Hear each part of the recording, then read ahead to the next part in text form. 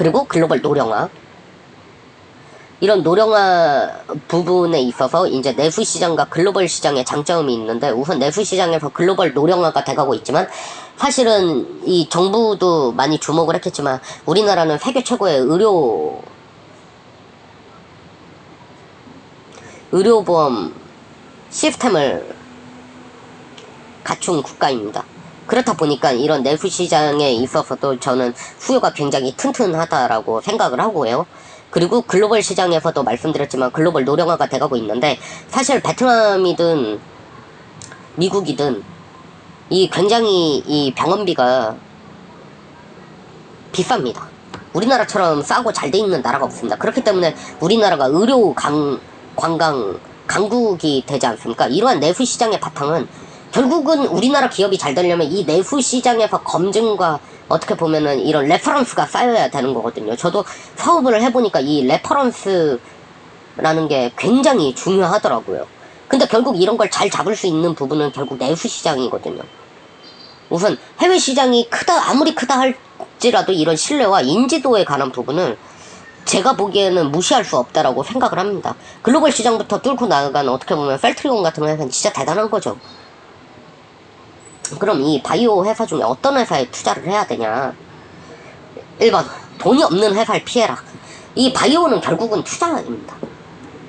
그러니까 이 투자가 되고 이 3상까지 이제 거치고 이게 결국은 이게 현실화가 되는 과정 속에서 정말 이 임상 실험의 비용이라는 건 무수합니다. 아시겠지만 이 펠트리온 이 서정진 회장님이 3년이었던가요? 3년간 매출 이 영원으로 3천억을 투자를 했습니다.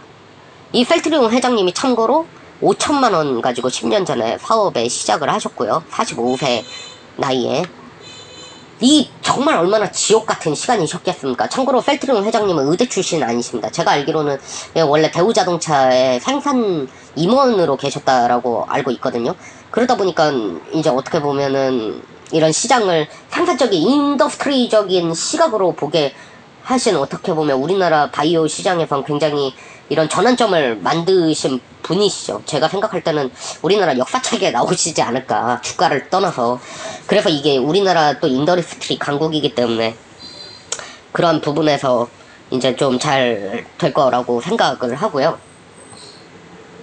이런 회사들, 그래서 돈이 없는 회사를 꼭 피하셔야 됩니다. 롤러코스터 장세를 견딜 마인드. 사실 저는 이제 지인들한테 뭐 이거 사라 하고 추천을 하진 않는데요. 제가 이제 처음부터 추천을 안 했던 건 아닙니다. 제가 추천을 하면 저는 믿음이 있기 때문에 사실 얼마가 떨어지든 가격을 좀 보려 하진 않습니다. 그냥 그 회사 분명 가치가 있고 내가 이 정도면 적정가라고 생각을 했기 때문에 이 가격에 내가 담고 있고 이건 가치가 있기 때문에 오를 거야 라고 생각을 하면 저는 사실 얼마가 떨어지든 별로, 오히려 더 사들이죠. 더 매수를 하죠. 더 매수를 하는데, 사실 많은 분들이 이런, 어떻게 보면은 이런 말씀 드려도 될지 모르겠지만 욕심인 것 같습니다. 투자를 하는 게 아니라 투기를 하시는 게 아닌가. 결국은 이런 시세 차익을 얻는 게 당연히 목적이 되긴 해야겠지만 이 회사에 대해 왜 투자를 해야 되는지, 불안해한다라는 건 투자를 하면 안 되는 겁니다. 그 회사의 가치를 안 보고 투자를 했다는 얘기신 거죠. 이거는 최근에 이슈가 됐던 모 대기업 계열사의 바이오 관련된 회사인데요. 이 회사가 보시면 아시겠지만은 이게 주봉 차트를 제가 캡처한 걸로 기억을 하는데, 이 작년 10월 달에 52,000원을 찍고 지금 최근에 최저가 5월 이때 주에 이 9,000원까지 떨어졌습니다.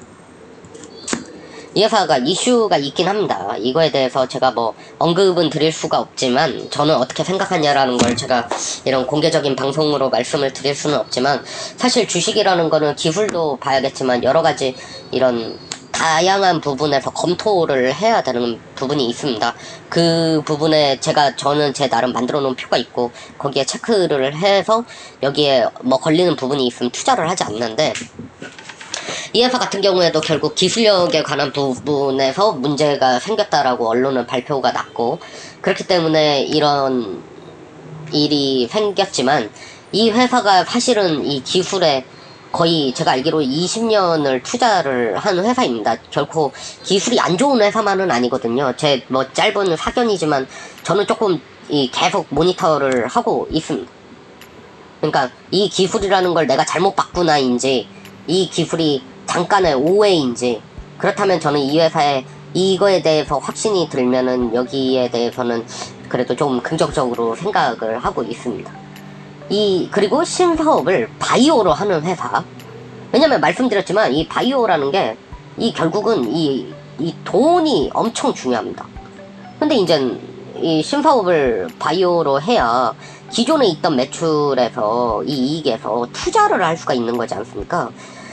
그거와 마찬가지입니다. 제가 좀 전에도 말씀을 드렸지만 저는 이제 뭐 사업을 막 하려고 한 게 아니라, 제가 언제 한번 촬영을 하겠지만 정말 우연한 기회로 사업을 하게 된 겁니다. 제가 뭐 엄청 큰 뜻을 가지고 사업을 한 건 아니고요.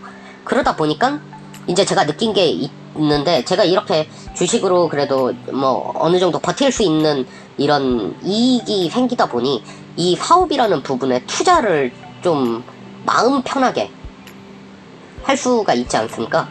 이 사업을 제가 해보니까 이 돈 없는 회사가 바이오를 한다라는 건, 제가 지금 운영하는 우리 회사도 이렇게 어떻게 보면 좀 버티기가 저도 힘들었는데, 진짜 이렇게 돈이 많이 드는 산업에서는 제가 생각할 때는 더 위험하지 않나. 저는 그래서 신사업을 바이오로 하는지를 좀 주목해서 보고 있고요. 그리고 기존에 하던 산업과의 분명 시너지가 있는지 없는지 이거를 봅니다. 왜냐면 이것 때문입니다. 고객사가 확보된 기업이어야 되기 때문입니다. 이게 시밀러든 케미칼이든 이 의약품이든 이 신약 개발이든, 제가 생각을 할 때는 기존에 하던 산업과 시너지가 나서 이러한 어떻게 보면 고객사를 확보를 해놨냐라는 건 플랫폼적인 부분이기 때문에 굉장히 중요한 것 같습니다. 우리 회사도, 저희 회사는 그래도 운이 좋게 이런 스타트업임에도 불구하고 고객사를 확보를 했습니다. 확보를 했는데, 이 확보하기까지가 제가 생각할 때는 제가 들어온 이 산업에서 우리 회사가 최고지 않나라고 조금 생각을 하고 있는데, 당연히 제 회사니까 그렇게 생각을 하겠죠. 우리 직원들도 지분을 제가 나눠줬기 때문에 당연히 우리 회사가 최고라는 생각을 사실 가지고 있습니다. 근데 그렇다 하더라도 고객은 사실 그렇게 생각하지 않습니다. 제가 이 영업을 해보니까 그렇더라고요. 고객은 절대 그렇게 생각하지 않습니다. 그렇기 때문에 제가 아까 말씀드렸듯이 내수 시장이 중요한 이유가, 결국은 내수에서 좀 레퍼런스를 쌓아줘야 되는 거거든요. 네. 고객이 바보는 아니지 않습니까? 뭘 믿고. 뭐 그렇게 할 수도 있겠지만 그게 생각보다 쉽지는 않더라고요. 저 역시도 이제 좀 공감하게 됐고. 이거 제가 좀 민감하게 추천을 드린 건데, 제 말을 꼭 참고만 해주셨으면 좋겠습니다. 참고로 제가 말하는 이 부분은 제가 투자한 회사는 아닙니다. 이해하기가 힘드실 것 같아서 제가 예를 드는 겁니다. 남들이 안 하지만 분명 수요가 있는 회사가 있습니다. 퍼스트 무버가 될 가능성과 강점을 가진 회사. 이 바이오라는 건 결국 이 사람을 고치는 거잖아요. 예를 들어서 이게 이 사람의 어떤 신체 부위가 될 수도 있겠지만, 이거 제가 조심스러운데, 저는 참고로 이 회사를 투자하지 않았고, 다시 말씀드리지만 이 회사가 그런 기술력이 있는지 한 번도 검토를 한 건 아닙니다. 전 예를 드는 겁니다. 이 회사가 사람이 아닌 반려동물에 관한 이런 거죠. 찾아볼 때 이런 강점이 있는지를 검토를 해보는 거죠. 그러니까 똑같이 뭐 간과 관련된 약이라 한다면 이 진입장벽이 생각보다 많은 회사가 조금씩은 다 준비를 저는 해놨을 거라 생각을 합니다. 빨리 쫓아갈 수가 있고요. 하지만 이런 어떻게 보면 고정관념을 좀 깰 수 있는, 저는 이제 작년에 한번 좀 이제 비슷한 방법, 지금 가지고 있는 회사는 완전 다른 회사고요. 이 회사 투자하란 말씀 절대 안 합니다. 저 잘 모르겠습니다. 그렇지만 예를 들어 이런 어떻게 보면은 분명 시장 존재하거든요. 참고로 미국 같은 경우에 반려동물 시장이 700억 달러 정도 됩니다. 참고로 라면이 2조 시장이거든요. 그러면은 반려동물 700억 시장이면은 이게 거의 한 80조 정도 된다는 얘기인데, 한국 역시도 반려 인구가 거의 1000만을 제가 알기로 넘은 걸로 알고 있고요. 그리고 이런 게 아닌 뭐 있지 않습니까? 원료라든가 오히려 여기에 파생되는 거에 대한 파생적 생각을 한번 해보시는 게 저는 좀 더 시각을, 이런 회사들은 다들 주목을 안 하고 있거든요. 근데 되게 재밌는 게 보다 보면은 이 수급이 가랑비에 옷 젖듯 조금씩 누군가는 사고 있습니다.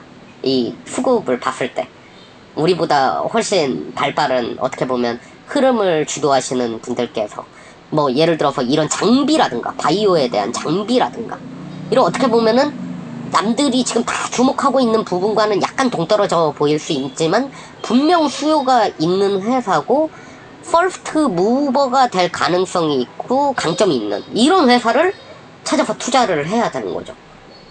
리베이트 이슈가 없는 회사 너무 당연하겠죠. 그리고 글로벌 네트워크를 갖춘 회사, 아까 말씀드렸지만 바이오는 결국 글로벌화가 돼줘야 강점이 있습니다. 네. 베트남 바이오 시장에 대해서 제가 짧게 설명을 드리면요, 베트남에는 크게 4개의, 제 이제 베트남에 오면은 사람들한테 이 시야가 정말 넓어질 수 있는 나라가 베트남이다 라는 얘기를 제가 진짜 많이, 그건 굳이 베트남이 아니라 뭐 캄보디아도 마찬가지고요, 뭐 라오스도 마찬가지고. 그런데 이제 베트남은 여러 한국과의 연관성과 강점을 가지고 있으니까, 이제 특히 제가 제일 좋았던 거는 결국은 이런 경제적인 분석을 정말 재밌게 할 수가 있었는데, 베트남은 참고로 외국계가 제약 유통을 하는 게 불법입니다. 그리고 한 EU FTA 이슈에 관심을 좀 가져야 되고요. 그리고 의료 관광, 이게 정말 의외죠. 이건 진짜 제가 생각할 때 고급 정보인 것 같습니다. 고급 정보. 사실 이런 거는 조금 이렇게 알아보실 수 있는데, 저는 말씀드렸지만 이제 여행을 다닙니다. 여행을 다니다 보면 어딜 가보겠습니까? 제가 여행이라는 거 무슨 뭐 해변가를 가고 그런 게 아니라 그냥 돌아다니면서 병원도 한번 들어가 보고, 저 사람들은 뭐 하나 하고 구경도 좀 하고, 거기 앉아서 사람들이랑 이야기도 나누고, 뭐 가끔 커피도 얻어 먹고요. 저는 막 사달라 그러거든요. 가끔 그냥 장난으로 얘기하는 건데 진짜 사주더라고요. 이제 베트남에서 제가 진짜 깜짝 놀란 게, 베트남 의료기술에 대해서 제가 아주 자세히 좀 몰라서 안 알아봤는데, 이 라오스에서 의료 관광을 되게 많이 오고, 특히 큰 병원 같은 경우에 이 통역관이 있습니다. 이 라오스어 통역관이 있더라고요. 우리나라에 어떻게 보면 정말 리트로화 돼 있는 거죠.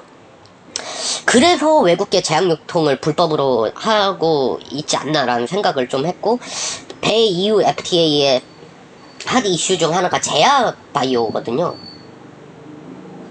베트남 정부가 제가 생각했던 것보다 훨씬 똑똑한 정부이기 때문에 이런 강점을 분명 보고 있었고, 여기에 경쟁력이 있다라는 거를 알고 있는 것 같습니다. 그 베트남은 병원비가 굉장히 비싸기 때문에 이 약과 어떻게 보면 약간 야매라 그러죠. 이런 야매 시장이 굉장히 크더라고요. 실력 있는 회사를 찾을 기회다. 그래서 제가 병원에 앉아가지고 놀고 있는데, 이제 아무래도 다니다 보면 보는 시야가 넓어지지 않습니까? 제가 말씀드렸지만 이 여행이라는 게 어떻게 보면 여행이라는 게 공부기도 하잖아요. 꼭 공부라는 게 책을 펴고 앉아서 하는 게 공부가 아니듯. 근데 이제 회사, 디바이오 회사에 이런 제품을 들고 가더라고요. 제가 그래서 간호사를 붙잡아서 물어봤죠. 야, 이 회사 어떻게 생각하냐? 물어봤더니, 야, 이거 한국 거잖아. 이거 최고다. 막 얘기를 해주더라고요. 막 설명을 해주는데, 솔직히 어려워가지고 40%는 무슨 말인지 못 알아들었습니다. 너네 많이 한국 제품도 봤니? 하고 제가 이제 궁금하니까 물어봤더니, 야, 한국 이 경쟁력이 있어. 이러더라고요. 참고로 작년에 제가 이 회사에 투자를 했었고, 원래 제가 가지고 있었고, 거기에 좀 확신을 갖게 됐었고, 지금은 다 매도를 했습니다. 근데 제가 정말 깜짝 놀란 게, 이 회사는 제가 지금 다시 한번 주목을 하고 있는데요. 그 이유 중 하나가 이 회사가 또 미국에서 이 FDA 승인을 받았습니다. 물론 모 회사와의 소송이 에 관한 이슈가 있는 게 좀 단점이긴 한데, 이런 기술과 정말 매출이 나는 회사고요. 굉장히 대기업이죠. 굉장히 이런 프로 정신 있는, 제가 진짜 좋아하는 프로 정신 있는 회사라면 이게 지금 가격이 많이 떨어져 있거든요. 이거를 조금씩 주워 담아 봐야겠다라는 생각을 했습니다. 그래서 이건 여행을 통해서 우연찮게 제가 알려고 한 건 아닌데 좀 우연히 알게 됐던 부분입니다. 오늘도 좀 짧게 하려고 했는데 벌써 이렇게 많이 시간이 흘렀네요. 제가 고민이 많습니다. 좀 짧게 딱 핵심만 하고 싶은데 이게 생각보다 쉽지가 않습니다.